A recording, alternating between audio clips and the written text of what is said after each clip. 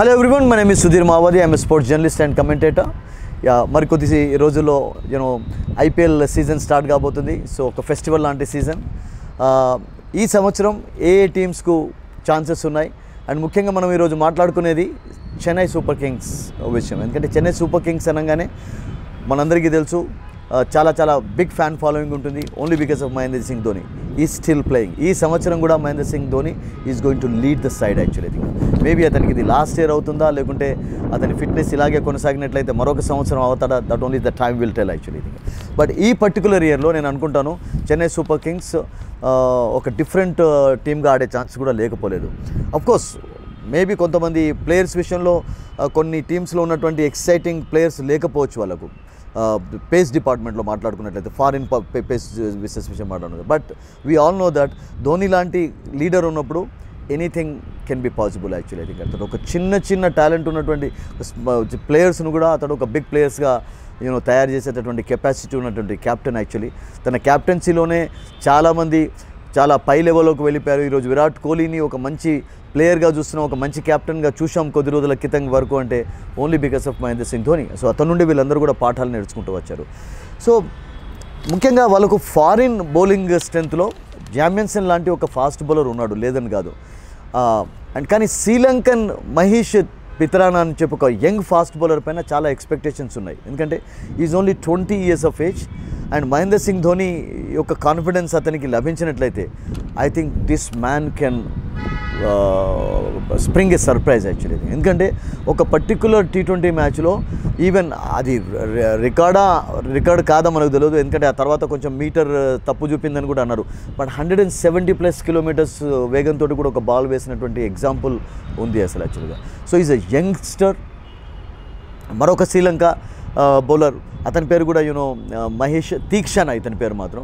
అతడు స్పిన్నర్, చాలా చక్కగా రాణిస్తున్నాడు. సో ఈ పర్టికులర్ 2 శ్రీలంకన్ ప్లేయర్స్ నేను అనుకుంటాను చక్కటి పర్ఫార్మెన్స్ కనబరిచినట్లయితే I think Mahendra Singh Dhoni team can spring a surprise actually, win a title again. ఎందుకంటే ఇప్పటివరకు వాళ్ళకు ఐపీఎల్ చరిత్రలో 4 titles ఉన్నాయి. ప్రతిసారి కూడా ప్లే ఆఫ్కి ఎక్కువ టైమ్స్ చేరుకున్నటువంటి టీం ఏదైనా ఉంది ఐపీఎల్ చరిత్రలో అంటే that is Chennai Super Kings, no doubt about it actually. So వాళ్ళకు ఇండియన్ బ్యాటర్స్లో ముఖ్యంగా మనం టాప్ ఆర్డర్లో మాట్లాడుకున్నట్లయితే Ruturaj Gaikwad has been outstanding for them. మనందరికీ తెలుసు అతడు చెన్నైలో ఆడుతూనే ఒక మంచి పేరు తెచ్చుకున్నాడు. ఆ తర్వాత ఇండియన్ టీంలో కూడా అతనికి స్థానం లభించింది. సో లాస్ట్ ఇయర్ కూడా బ్రహ్మాండంగా రాణించాడు. అంతకంటే ముందు సంవత్సరంలో కూడా చాలా చక్కటి పర్ఫార్మెన్సెస్ అతడు కనబరిచాడు. సో టాప్ ఆర్డర్లో అతనిపైన చాలా ఎక్స్పెక్టేషన్స్ ఉంటాయి ఈ సంవత్సరం కూడా. సో టాప్ ఆర్డర్లో మేబీ కొంచెం మరో 2 క్రికెటర్స్ ఇండియన్స్ చాలా అంటే ఏజ్డ్ అయినప్పటికీ బట్ వాళ్ళ ఎక్స్పీరియన్స్ కూడా చాలా ఉపయోగపడవచ్చు. For example the experience of Ambati Rayudu, the experience of Ajinkya Rahane అసలు యాక్చువల్గా ఎవరు కూడా పట్టించుకోలేదు. బట్ చెన్నై సూపర్ కింగ్స్ కొనుక్కున్నారు, అంటే అతనైతే తీసుకున్నారు.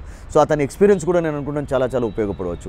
అండ్ మీకు మిడిల్ ఆర్డర్ వచ్చేసరికి మహేంద్ర సింగ్ ధోని ఉంటాడు, అండ్ మోయిన్ అలీ లాంటి ఒక మంచి ఆల్రౌండర్ ఇంగ్లాండ్కి చెందినటువంటి ప్లేయర్.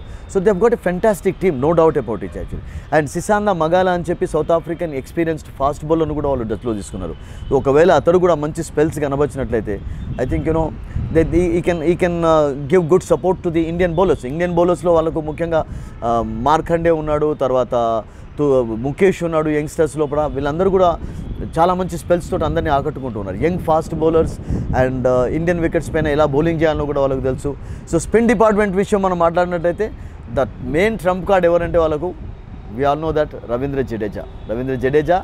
అతని ఫామ్ ఎలా కొనసాగుతుందో మన అందరికీ తెలుసు. రీసెంట్గా against Australia he scored runs, he picked wickets, man of the match award సంపాదించాడు, తర్వాత మ్యాన్ ఆఫ్ ద సిరీస్, తర్వాత ప్రతి మ్యాచ్లో రాణిస్తున్నాడు. ఇంజరీ తర్వాత ట్రెమండస్ కంబ్యాక్ చేశాడు. సో అతనికి సపోర్టివ్ రోల్ ఇవ్వడానికి స్పిన్నర్స్లో శాంటర్ లాంటి ఒక బౌలర్ కూడా ఉన్నాడు. So they got a very good lineup, అందులో ఎటువంటి డౌట్ లేదు. అండ్ ఇంకా ఫారినర్స్లో వాళ్ళకు చాలామంది ఉన్నారు. ఫారినర్స్లో ముఖ్యంగా మనం మాట్లాడుకోవాల్సింది బెన్ స్టోక్స్ విషయం కూడా మాట్లాడుకోవాలి. బట్ ఒకవేళ బెన్ స్టోక్స్ వాళ్ళకి అవైలబుల్ అయితే, ఎందుకంటే బెన్ స్టోక్స్ ఇప్పుడు ఇంజరీ కారణంగా అతనికి ఇంకా క్లియరెన్స్ ఇవ్వలేదు ఈసీబీ.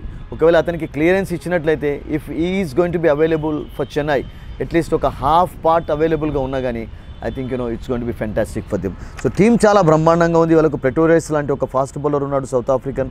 అండ్ శ్రీలంకన్ బౌలర్స్ మనం ఇంతకుముందు చెప్పినట్టుగా వాళ్ళు రాణించినట్లయితే Mahendra Singh Dhoni team can win the title for the 5th time in IPL.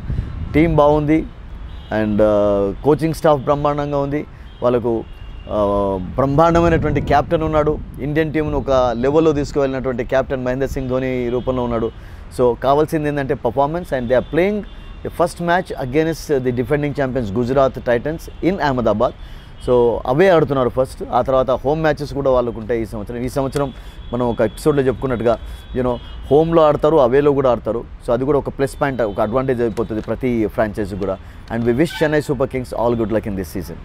మన నెక్స్ట్ ఎపిసోడ్లో గుజరాత్ టైటన్స్ టీం విషయం మాట్లాడుకుందాం. ద డిఫెండింగ్ ఛాంపియన్స్ మరి ఈ సంవత్సరం ఎటువంటి మార్పులు చేశారు, వాళ్ళ ఛాన్సెస్ ఎలా ఉంటాయి, ఎందుకంటే వాళ్ళు first match Ahmedabad home crowd ముందు ఆడబోతున్నారు. And that they are going to face Chennai Super Kings. So ఆ టీం విషయం మనం నెక్స్ట్ ఎపిసోడ్లో మాట్లాడుకుందాం.